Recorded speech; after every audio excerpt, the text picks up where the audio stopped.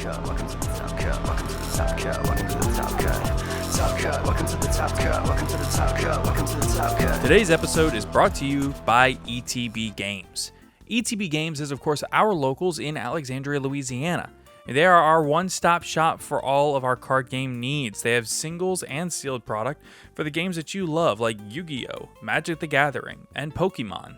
Of course, you can also find the accessories that you need, such as sleeves, binders, playmats, and more. And if you're into D&D, well, they have all of your D&D figurines, the paint for the figurines, dice, books, and anything that you would need to play.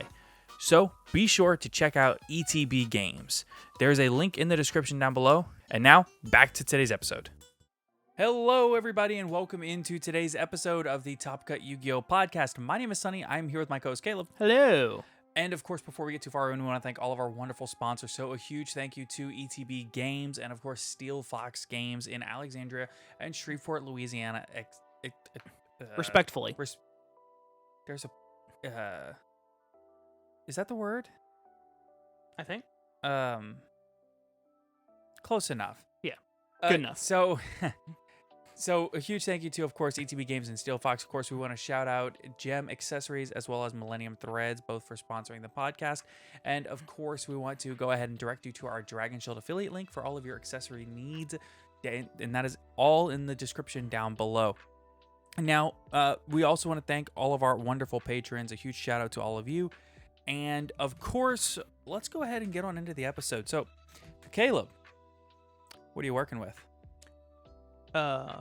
Depends. On what? Are you talking about in D&D? Are you talking about in Yu-Gi-Oh? Are you talking about in Pathfinder? Or not Pathfinder, Pathfinder. Are you talking about in, like, Magic? Let's focus on Yu-Gi-Oh Okay. for now. If anybody wants D&D, Pathfinder, Magic, or any of those other opinions, you can check out our Patreon where we do an extra episode every week, and we do it about all kinds of random topics. Yeah, I got a bunch of pins being juggled right now, so... Right. I want to take some time this episode to just kind of give people updates on where we're at, what decks we're playing, what we're kind of looking to do over the next little while going forward, things like that. Sure, why not? So what decks are you currently playing? What are you piloting? What are you hoping to pilot soon? Well, before I was on Labyrinth, which is a whole lot of fun, but I find that people have just kind of figured out how to out it, and it also doesn't help that I got evenly 9 times. I counted. Right. In a 10-round tournament. Yeah. So you're not really on Labyrinth right now. Correct. I've kind of moved away. I still have the cards because I still think the deck is really cool. But not right now. It's just not the time, I don't think. Yeah.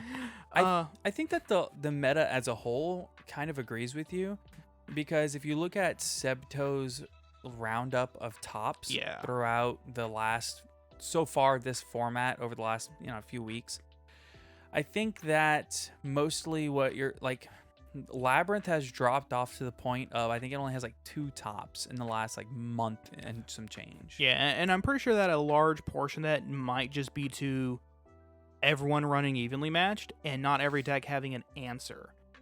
And Labyrinth is one of those decks. Like, there's a lot of decks that have answers to evenly match.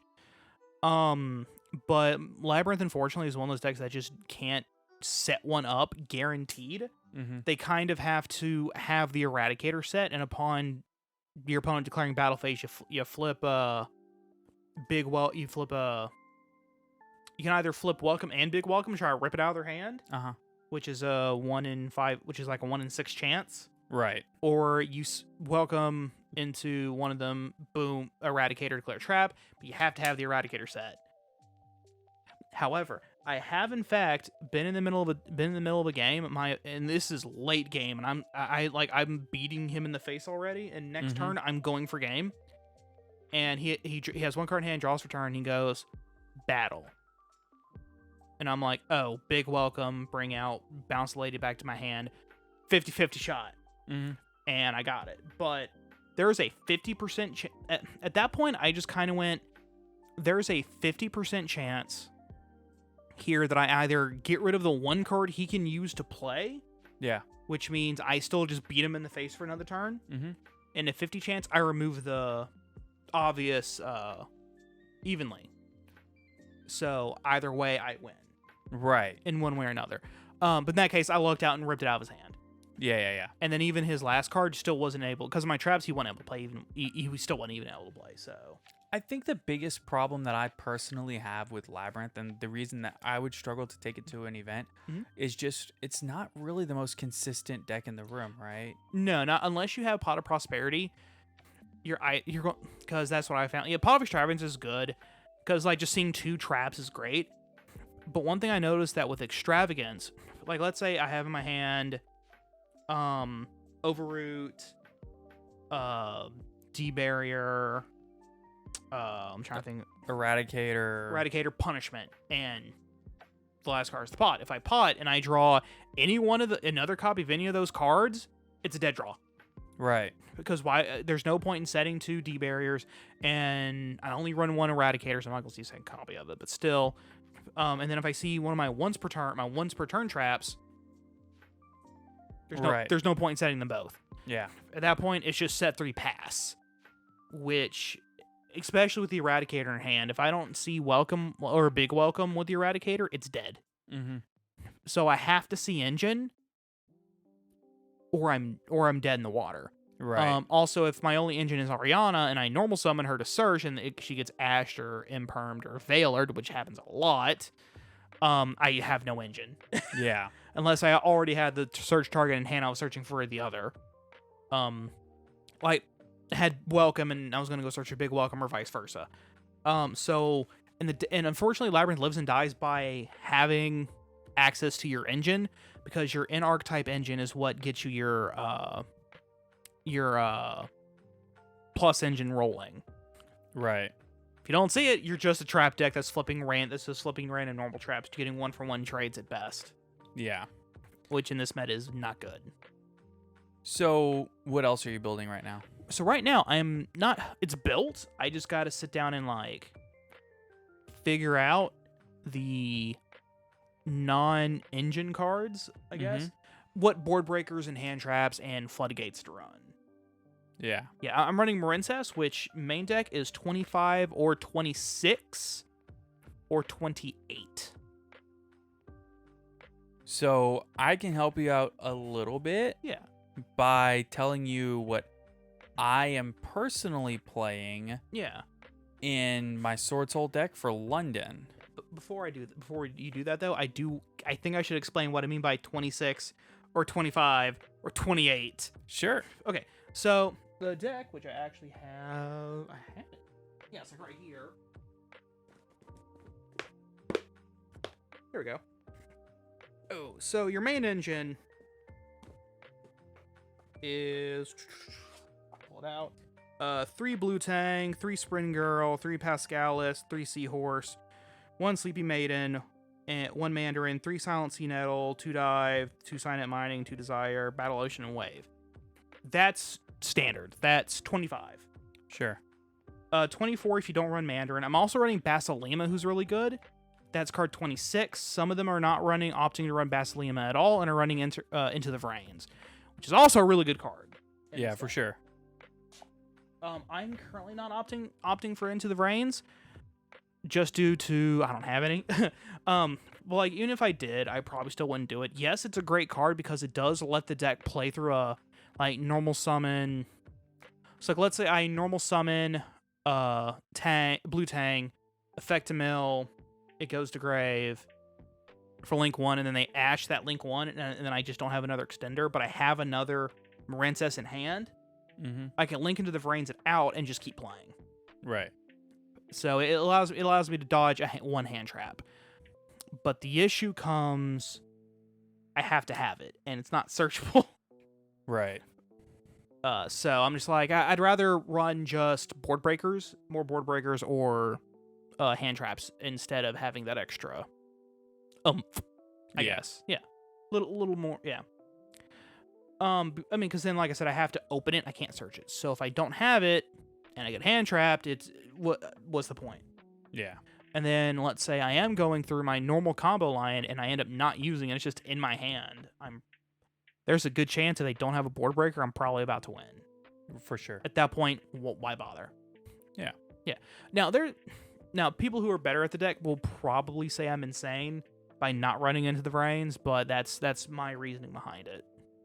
Yeah, I think Link into the Vrains is a really good card, and I think it's worth testing out.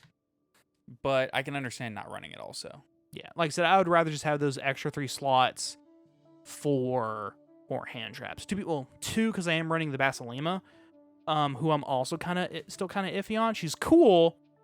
What Basilema does is that while she's in grave, if one of my Morencesses gets popped, I can banish her instead. Yeah. Which is great.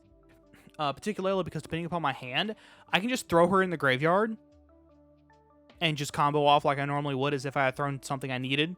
Yeah. And then it's there as an extra layer of protection on top of everything else I'm doing. Yeah. But like right now, the only card off the top of my head I think that it really protects from is Punishment. Dogmatic of Punishment and the Trap Holes. Yeah. And that's about it, which is good, don't get me wrong. I mean, but it doesn't protect from like...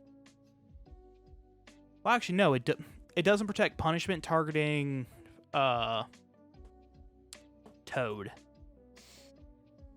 Doesn't protect Toad, because then they can just send Intis and I can protect my Morencess with Intis. I can protect my Morencess monster from Intis, but that's about it. I mean, I think if they Punishment, you just have to use Toad there. Because they're going to get a 2-for-1. Yeah, Toad or Argonaut. Yeah. Yeah, one or the other, because Spell Trap Negate or Omni Negate. I'd probably just use my Spell Trap Negate, because like that, if they're in main phase 1, they just go Punishment. I just Spell Trap Negate, and then if they enter battle, yeah, whatever, Omni Negate. So, what else are you looking at the moment? I've looked at Math Mech because it looks really cool, particularly because I saw this really cool.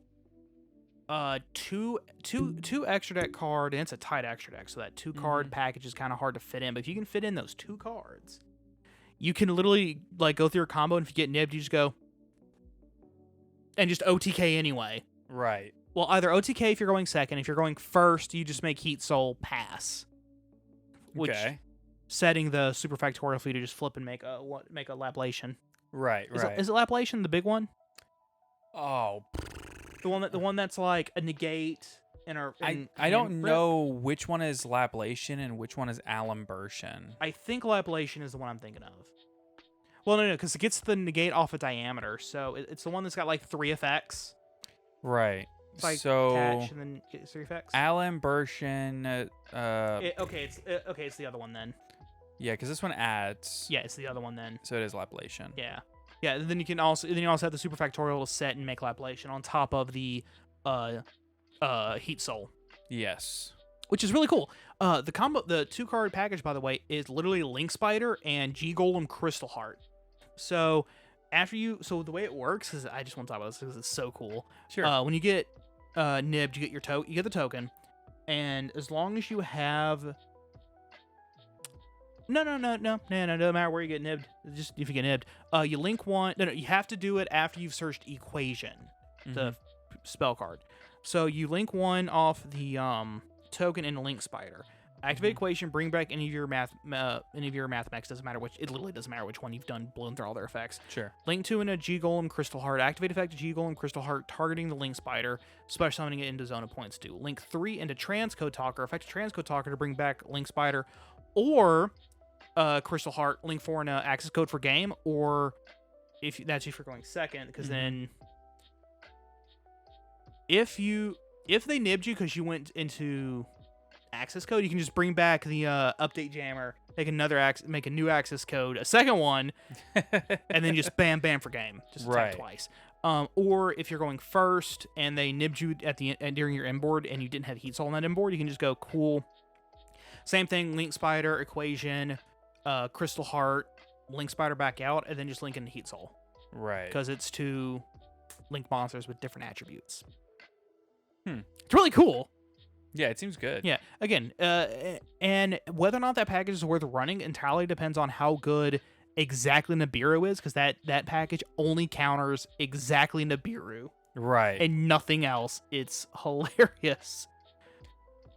So, I think what I'm going to do is, if anybody is going to be at YCS London that has the Math Mech cards, hit me up.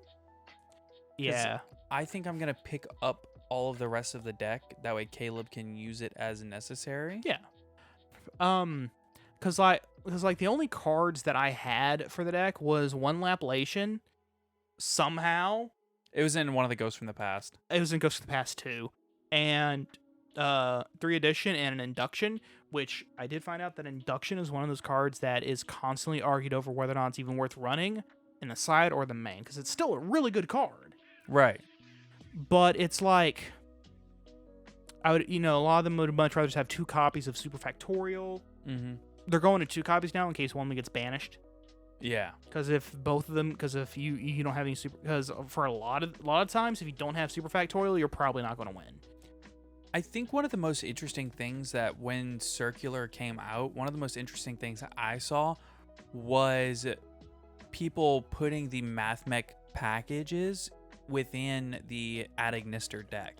Yes. Okay. So that works perfectly fine because Ad Ignister is less of an archetypal deck, more of a tribal type deck where they're more focused on Cyberse monsters as opposed to kind of like how Morensis is more focused on water than Cyberse. Right. So that still functions just fine. As a matter of fact, it actually, if your plan is to make Arrival, I think the Link 5. Mm-hmm. Yeah, it's even better because it gives you more attributes and more link materials to work with. Right. Right. So And you can also Super Factorial into Laplation for a negate and some just popping cards. yeah, I think that personally, my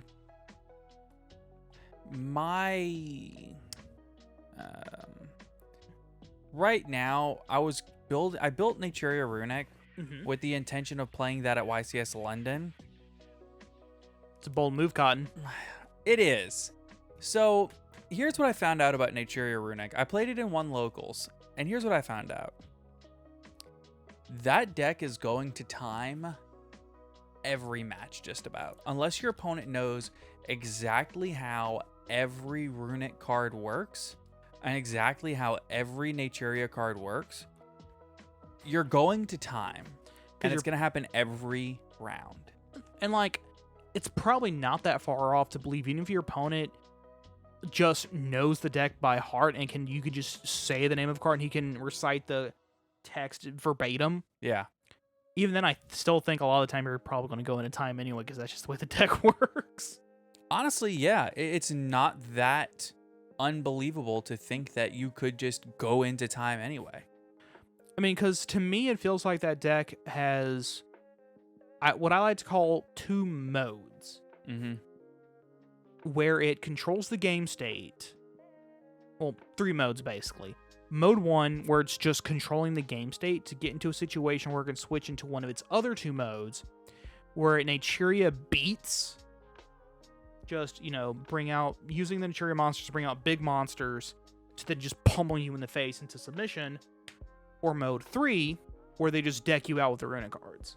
Yeah, so the entire game plan behind the deck is to use your Naturia engine to slowly generate advantage over the course of 3 or 4 turns, and use the Runic cards to just stun your opponent for 3 or 4 turns until you're just gonna deep draw into every card you need in your deck using the fountain.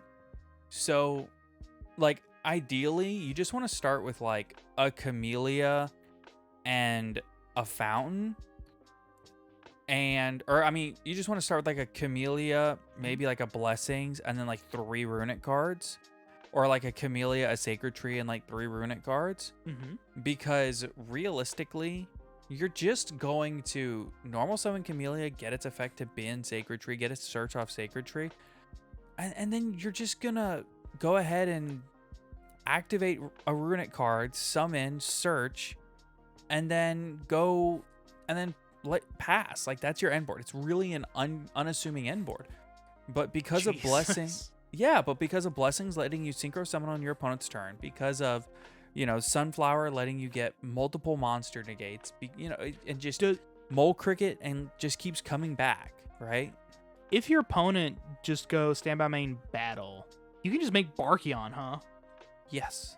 Yeah, and then just go, all right, cool, go ahead. Starts up with the battle phase. You would have to have like multiple blessings, or you would have to already have Camellia Cricket on field. And then from there, you can just go cool. And Or just if make you just have, Barkion. if you have Camellia and the Runic, and Hugin on field, Okay, and yeah, you have then a blessing set, which is an extremely realistic scenario, Well, you just activate blessings right there to synchro. Well, to be fair, if you have the Hugin, to be fair, it's also not hard to get Hugin on field because you have to activate one of your runic spells to just summon Yes. Hugin, and then just go, cool, boom, boom, Barkion. Yeah, Good luck. It's really not difficult at all to put yourself in a scenario, because if you have Mole Cricket, you have Camellia, and if you have Camellia, you probably have blessings, and then Yeah. you just need any runic card, and you can make a Barkion on the fly to avoid evenly. Yeah. Yeah. Oh yeah. No. Then I think the only real threat that you can't dodge, unless you somehow had the foresight to just during the standby make a beast because you knew they had Harpy's Feather Duster in hand somehow. Actually, Harpy's Feather Duster isn't even really an issue because you're activating all your runic cards from your hand. It gets rid of Fountain, It does get rid of Fountain. And That then is true. and then you can't activate your runic cards from your hand anymore.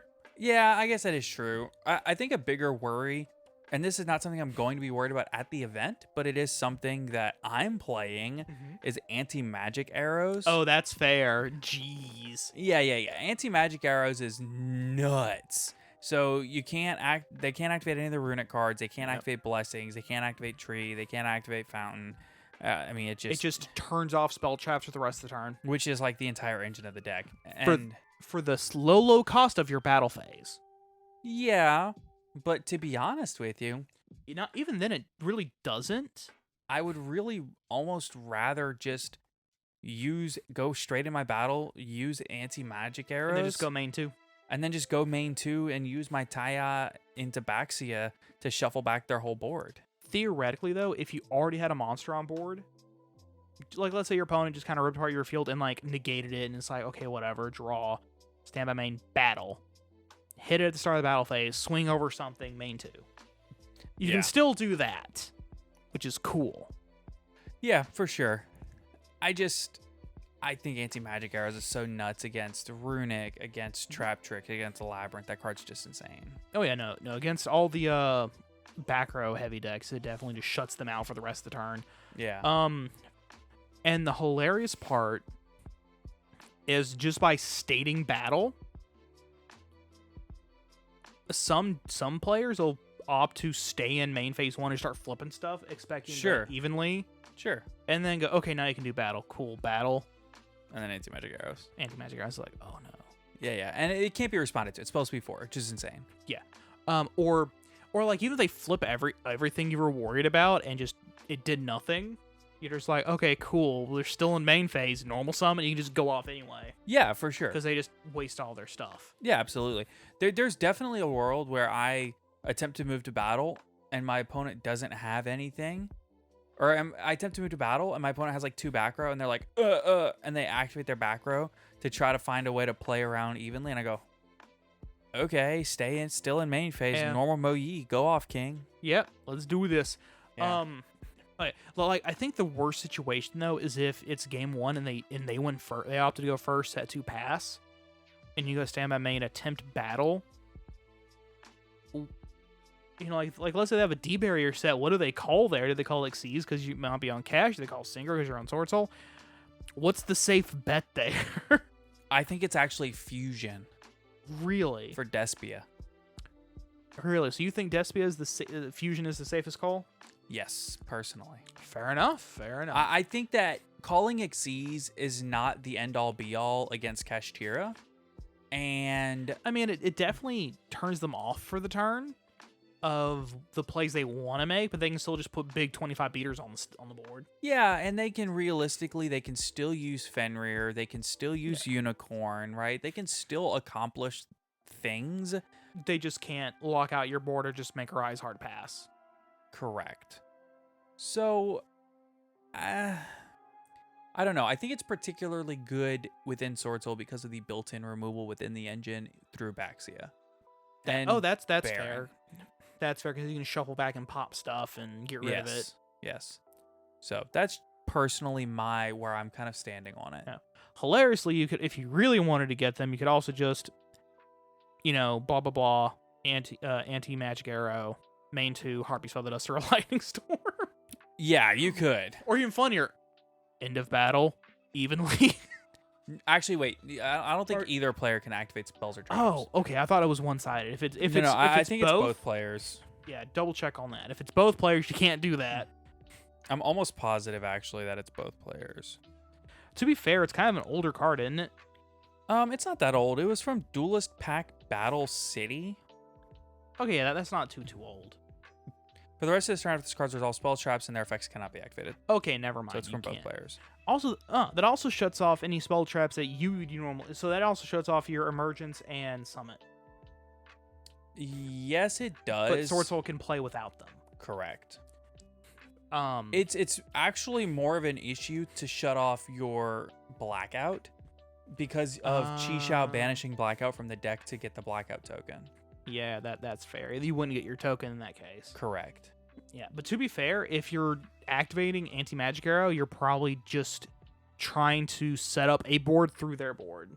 Yes. So in that case, it's rough if you have a bad hand, because then you can't really, maneuver. It takes away some of your deck's maneuverability in exchange for safety.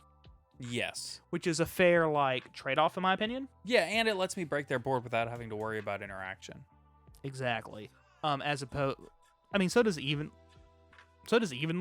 and all the other ones. Yeah, but you can still... respond to them. Right. Yeah, you still can't with anti-magic arrows. They can be dodged and stuff. Hilariously, one of the Labyrinth's main way of dodging Evenly is if they have Eradicator and Welcome, or Big Welcome for that matter, as soon as you clear battle phase, they'll flip Welcome or Big Welcome, bring out Lady. Lady. If it's Big Welcome, bouncer back, Special Summoner, then Eradicator, declare trap, and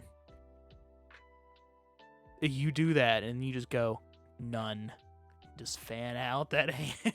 Well, you would actually activate... Well, I'm saying if they get scared and are before the battle phase, before the end of main, and start flipping stuff, because they're scared. Yeah, the interesting thing is that anti-magic arrows is a card you activate at the start of the battle phase, and because you're turn player and have turn player priority. Yeah, as soon as battle phase begins, you get to just plot this on board first. Yes. Hilariously, though, because the way Yu-Gi-Oh works is the turn player says attempt to enter battle and passes priority to the opponent, and the opponent agrees is when the battle phase is entered. Yeah. Now Labyrinth and Natchitoches players, for that matter, now have to consider whether or not they now have to guess at which one you have. And because if you have Evenly, they want to activate their stuff during the battle phase. Yes. If you have anti-magic, they need to activate their stuff in the main phase. So now they got to guess at which side of that line they're going to fire off their stuff, and it creates a situation to where it's a lose-lose scenario. I think personally, the other card that I'm really excited to play is Kurikara Div Incarnate. God, I wish I had kept mine. Yeah, dude, this card, I'm borrowing a set from Patty, actually, that was here on the podcast last episode. If you haven't checked out that episode, you absolutely should. The chemistry was great, that episode. Yeah. Yeah, I'm borrowing a set from Patty, and dude, Kurikara is... I will actively admit that I was wrong to our moderator, Atsuyo. I was wrong. You were right. Kurikara is bonkers. And yeah, I mean, because when I first read it, I was like, this card isn't good now, but it might be later, but I kind of can't afford to hold on to because they were like $12 at the time. Yeah. And somebody offered me $12 for it. I'm like, I kind of can't afford to keep it right now. Unfortunately, so I had to let it go. Yeah. I think personally, it's particularly crazy right now because of the simple fact that with Kashtira going to multiple different end boards, some of them are going for a Rise Heart Pass, some of them are going for Shangri-Ira, some of them are going for Diablosis, and they're going for full board lock. And depending on how far they get in that board lock, Kurikara can literally just end their career. Oh yeah, oh no, it can really get their goat.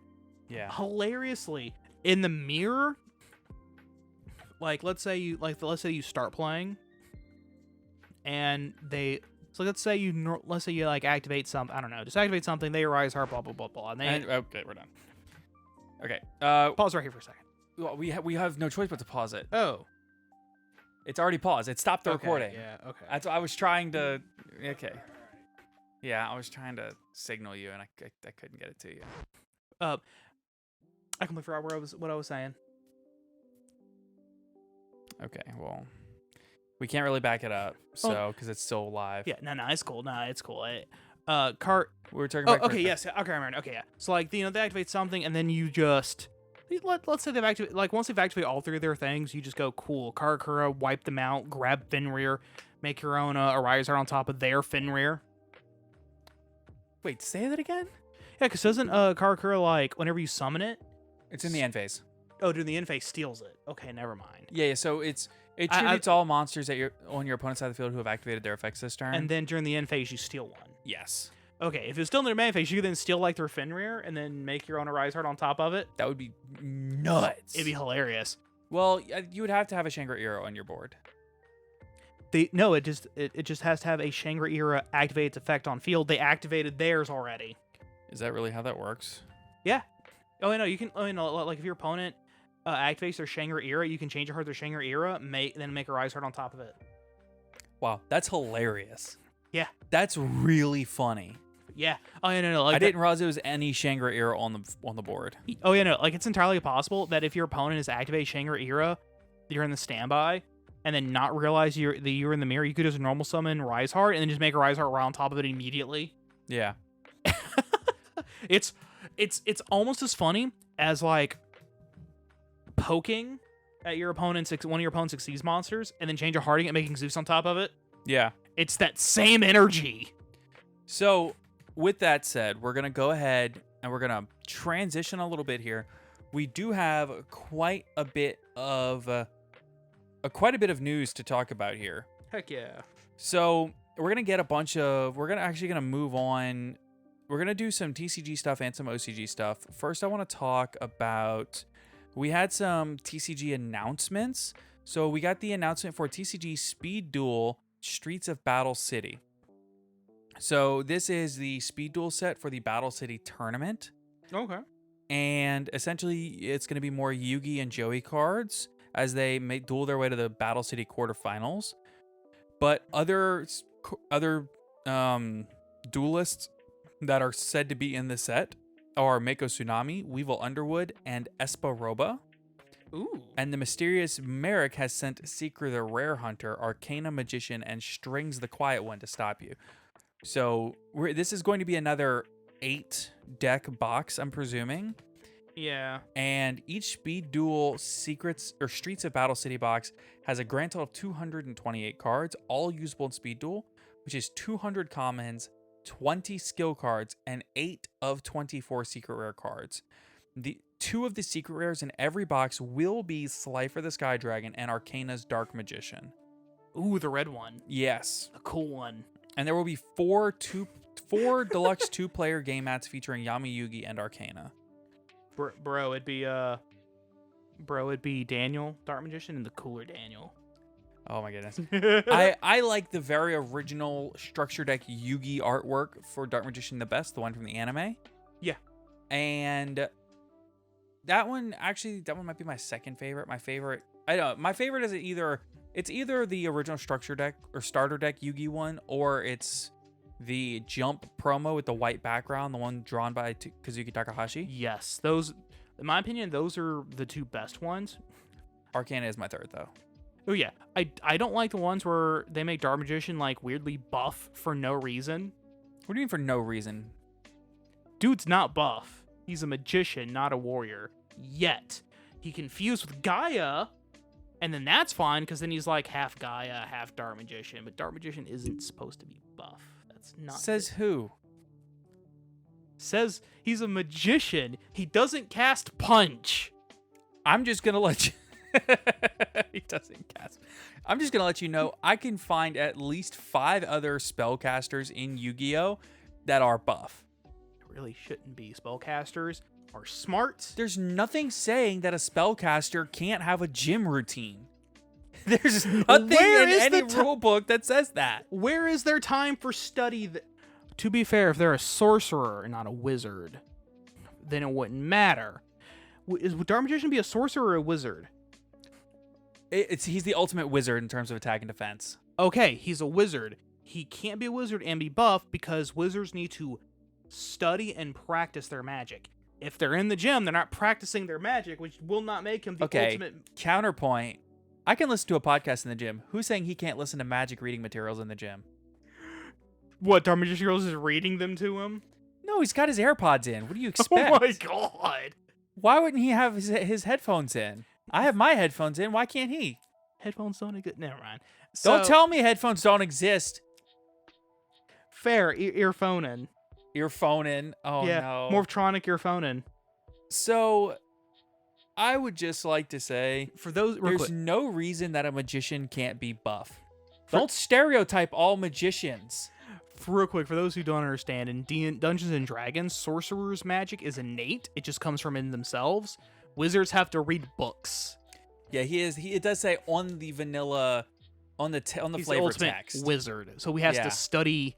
I'm pretty sure that's what it says. The ultimate wizard in terms of attack and defense. So like he has to study in order to gain his magic. Then you have bards who play music. Druids and clerics get it from gods. I'm listening. Paladins also get it from their oath. Yeah, ultimate wizard. Well, druids and rangers get it from nature. Clerics get it from gods. Warlocks get it from their patron. Warlock. Yeah, okay. Which is not the same thing as a cleric, because a cleric worships their deity to get their magic.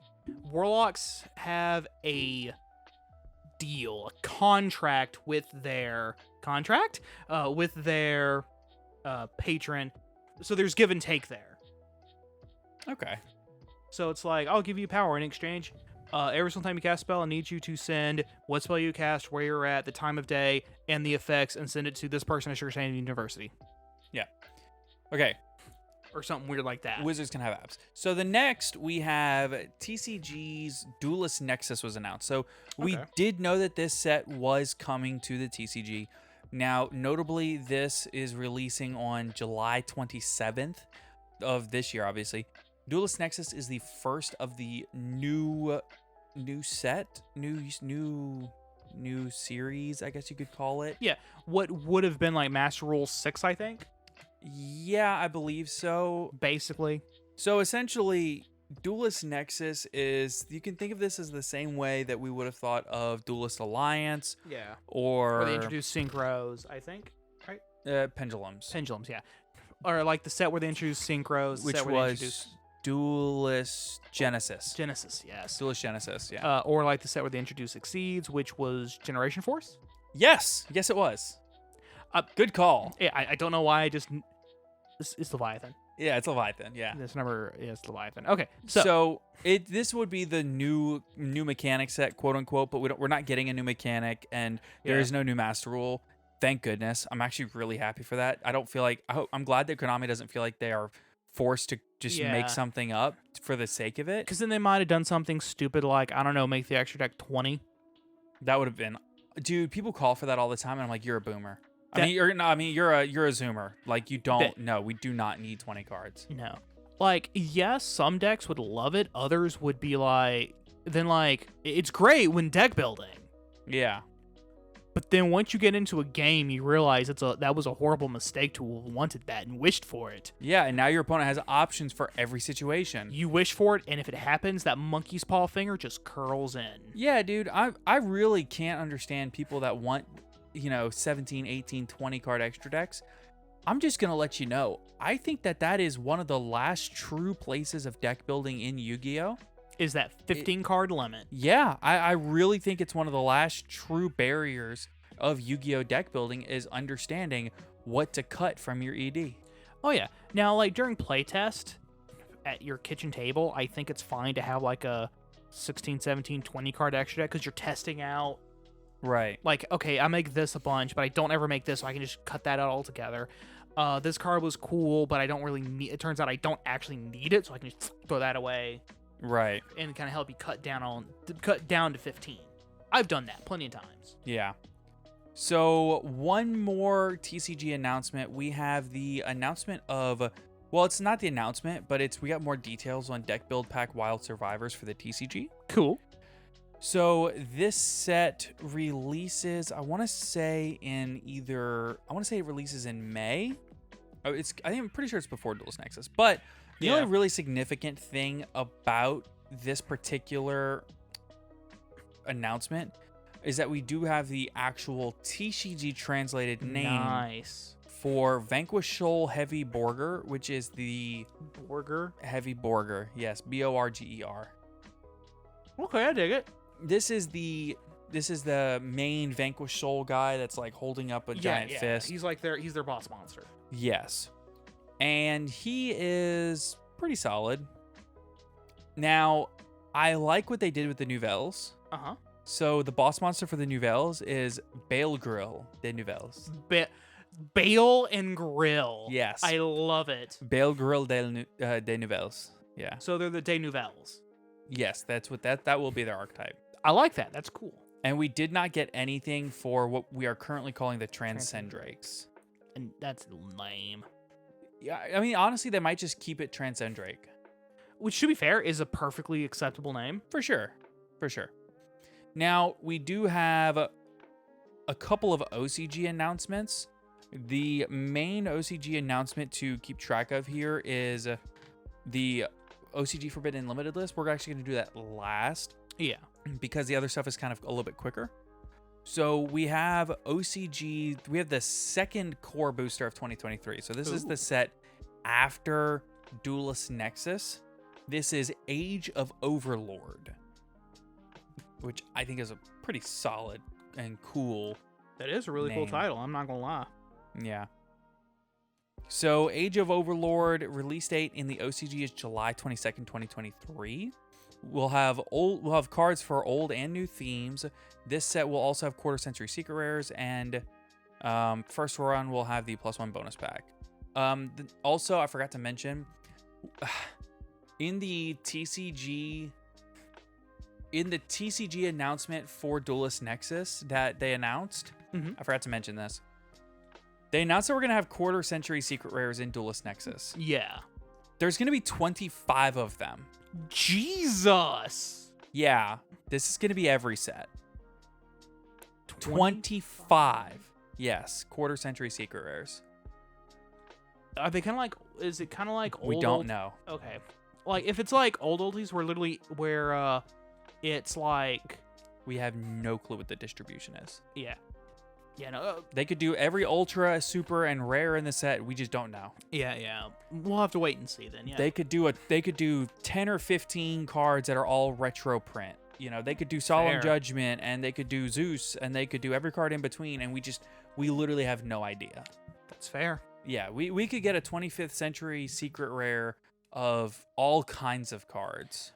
Again, that's entirely fair. I wouldn't be surprised if like the first like round of 20 quarter century secrets are like Dark Magician and Neos, and then like Utopia. Like the main character's boss. Oh god, quarter century secret Firewall Dragon with an errata. Yeah, it'd probably actually be access code. No, it would be Firewall. Porque no los dos. Honestly, there's a good chance that they do both. Yeah. That's a really, really good chance that happens. Yeah, I think that'd be cool. Yeah. So, other announcements, we have a new card from Duelist Nexus called Mirror Formation of the 10 Sacred Treasures. Normal spell card. Send any monster from your hand or that are face up on your field to the graveyard so that their total levels equal exactly 10. Draw 2 cards. Huh. What's that? Your Baron has used its negate and has popped this turn? Get rid of it and draw 2 cards. Yeah. I dare you. Bet you won't do it. Yeah. Well, not only that. Also, aren't the Transcendrakes level 5? No, they're level 6. Yeah. They're all level 6. Yeah, but like even if your deck can just naturally synchro 10 real easily for whatever reason, you could just because it's monsters whose combined levels equal 10. From your hand or face-up field, yes. Yeah, so you can just like send stuff. So you can like go through your whole column. It's like, well, I have enough extra stuff lying around that equals level 10. Yeah, Draw this two. card's potentially crazy, and the funniest thing about it, well, you see, I can get rid of a Longyan and either a Moyutaya or Ecclesia, or I can get rid of an Ash Blossom and an Ashuna or a Vishuda. There's just a lot of things you can utilize that card almost like to the point to where it's actively usable in Sword Soul. Yeah. Even funnier, I could special Ecclesia, activate Longyan, get rid of Ecclesia. Well, I'm sure there's a way to do it there where you can still combo and never lose a beat. Hilariously, Cash can send one of their extra dudes and a Ghost Girl. Yeah, for sure. Yeah. I don't think that's worth running it then, because I would much rather just use the Ghost Girl. Probably, yeah. But still, they can do it. It's the idea. It's Yeah. the principle of the matter. Yeah, it's yeah. All right, we have some new V-Jump cards. Ooh. So we have Burning Dragon, a level 8 fire dragon effect monster, 2500 attack, 2100 defense. You can only use this card's name's first and second effects once per turn each. 1, if this card is in your hand and your opponent controls 2 or more monsters, you can special summon this card. 2, if this card is normal special summon, you can discard 1 spell, destroy all spell traps on the field. That's pretty good. Yeah, it's definitely better than other V-Jump cards we've talked about. Yeah, that's like actually very solid. Yeah. You said it was a dragon type, It is, yes. so it is abusable Yes. somehow. And it's kind of just big. What's the attack again? 25. Oh, that is big. Yeah. Yeah, 25, 21. It's Dark Magician stats. Level 8. Level 8. Yeah, that's usable. That's downright usable. Yeah. Huh. Next, we have Three-Eyed Ghost, which is very funny. Its OCG name is Sangen no Shiru, Oh yeah. but it's because 3 eyes, Sangen. It's very funny. Yeah. Level 3 Dark Fiend effect monster. Oh boy. 900 attack, 800 defense. You can only use this card's name's effect once per turn. 1, you can send this card from your field to the graveyard. Add 1 level 10 dark monster from your deck to your hand.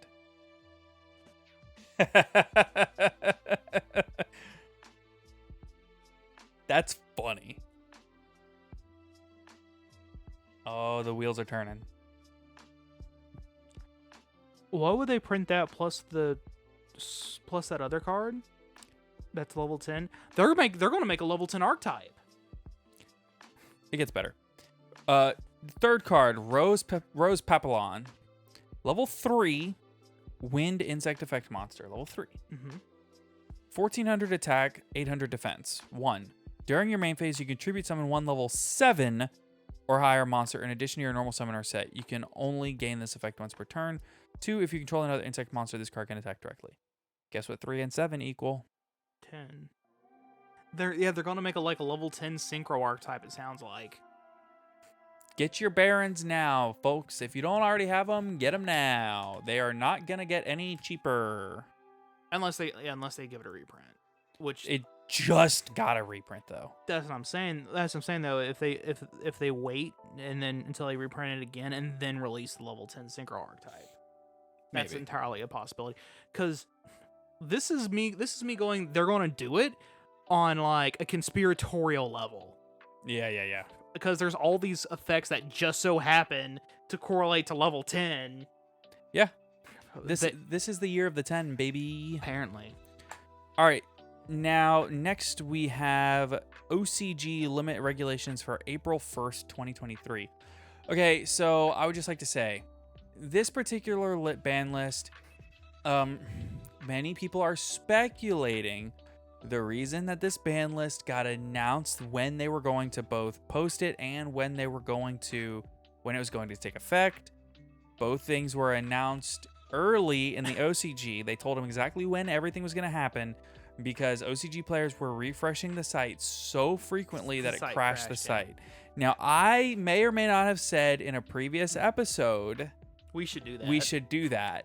And I said it was a joke. And I said it wasn't like 10 times. So I would just like to say it obviously was actually a joke. We're not doing that on April 1st at noon Central Standard Time. We are definitely not doing that. And if it happens, I had nothing to do with it. I was told by one of my moderators that is what's called a coordinated DDoS attack, and I had no idea. That's why I said this is a joke. Anyway, I didn't know that was an actual thing. Yes, denial of service attack. Yeah, so... It's a horrible thing. Don't ever do it. Yeah, so we're not going to do that. If it happens, it's going to be funny, and I'm going to laugh. But I'm not going to coordinate it. And if it happens, Caleb definitely had nothing to do with it. So, anyway, I would like to apologize for that, because that was a lapse in judgment on my part, and also I'm stupid. So, sorry about that. So, let's go ahead and get on into the OCG ban list. We have one newly forbidden card, which is Sprite Elf. So, I'm just going to go through the list. We have about 1, 2, 3, 4, 5. We have about 11 newly limited cards. Mm-hmm.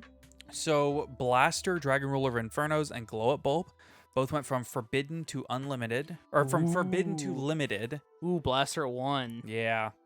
And then... oh, excuse me. You. Wow, that came out of nowhere. Woo! From unlimited to limited, we have Medora and Kelbeck. The last two Ishizu cards that were not hit yet over there are now all of the Ishizu cards are hit.